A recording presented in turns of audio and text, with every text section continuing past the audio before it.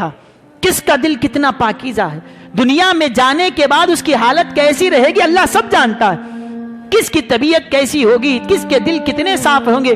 اللہ حضور فرماتے ان اللہ نظر الی قلوب العباد, اللہ نے تمام بندوں کے دلوں پر نظر ڈالی. فلم یجد قلبا انقى من قلوب اصحابی, سارے لوگوں کو اللہ نے, پورے بندوں کو اللہ نے دیکھا, پھر اس کے بعد سب سے زیادہ پاک دل والے جو تھے ان کو اللہ نے چن لیا. کہاں سے چنے گئے؟ 100 میں 200 میں سے شارٹ فہرست نہیں کی گئی, شارٹ لسٹ نہیں بنائی گئی, پوری انسانیت میں جتنے لوگ ہیں سبوں کے دلوں کو اللہ نے ٹٹولا, کھنگالا, نگاہ قدرت نے سب کو چھانا جیسی اس کی شان ہے. اس کے بعد چن لیے گئے سب سے پاک دل والوں کو اللہ نے چن لیا. چننے کے بعد کیا ہوا؟ کیا ان کا کیوں چنا گیا؟ اللہ کے حبیب علیہ السلام فرماتے ہیں فَجَعَلَهُمْ أَصْحَابِي, پوری کائنات سے پاک دلوں کو چن لیا اللہ نے, اور چن کر اللہ نے ان کو میرا صحابی بنایا ہے. اللہ نے چن کے رکھا ہے. اس کے بعد فرمایا فَمَا اسْتَحْسَنُوا فَهُوَ عِنْدَ اللَّهِ حَسَنٌ, اگر میرے صحابہ کسی چیز کے بارے میں کہہ دے یہ اچھا ہے تو اللہ کے پاس بھی وہ اچھا ہے. وَمَا اسْتَقْبَحُوا فَهُوَ عِنْدَ اللَّهِ قَبِيحٌ, اگر وہ کسی چیز کے بارے میں کہے کہ یہ برا ہے, سمجھو اللہ کے پاس بھی برا ہے. وہ کہہ دے اچھا ہے تو اللہ کے پاس بھی اچھا. وہ کہہ دے ہاں تو اللہ بھی کہتا ہے ہاں, وہ کہہ دے نہ تو اللہ کہتا ہے نہ. یہ وہ لوگ ہیں.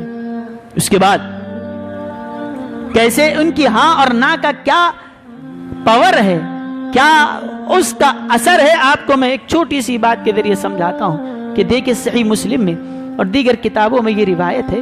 اللہ کے حبیب صلی اللہ علیہ وسلم تشریف فرما ہے, ایک جنازہ لے جایا جا رہا تھا, جنازہ جا رہا ہے. حضور علیہ السلام کے صحابہ بھی تھے, انہوں نے جنازے کو دیکھا, معلوم تھا کون تھے, ان کے بارے میں کہا کہ بڑا اچھا آدمی تھا, کوئی اچھے کلمات ان کے بارے میں کہے. حضور علیہ السلام نے فرمایا وجبت. صحابہ خاموش ہوئے, پوچھا نہیں.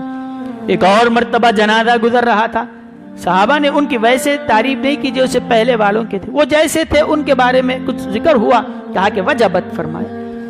حضور سے پوچھا گیا حضور آپ نے پہلے جنازے کے لیے فرمایا واجب ہو چکی ہے, وجبت فرمایا. دوسرے جنازے کے لیے بھی فرمایا وجبت, کیا واجب ہو چکی ہے؟ اللہ کے حبیب علیہ السلام نے فرمایا اللہ نے پہلے والے جنازے پر جنت کو لازم کر دیا ہے اور دوسرے والے پر جہنم کو لازم کر دیا. یہ پکا جنتی ہے, یہ پکا جہنمی, یہ جنت میں جانے والا ہے, یہ جہنم میں. کہا کہ حضور یہ دونوں کے لیے الگ الگ معاملہ ہو رہا ہے.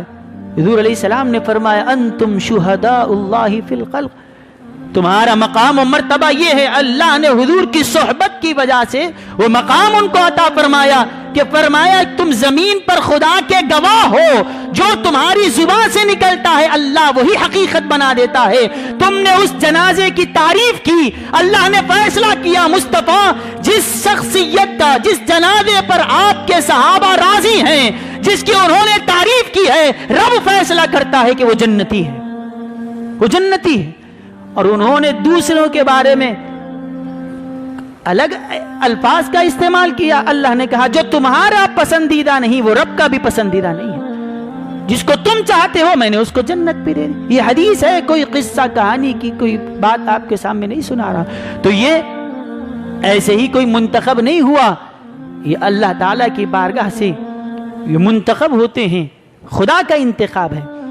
اور ایسے ہی کوئی اپنی چاہت سے چاہ کر صحابی بن سکتا تھا؟ نہیں, وہ اللہ نے اس زمانے میں چن کر پیدا کیا, اور اس زمانے میں ہر رہنے والا صحابی تھوڑی بنا. ابو جہل کیا صحابی بنا؟ عتبہ شیبہ بنے نہیں, دیکھ کر بھی ایمان نہیں لائے.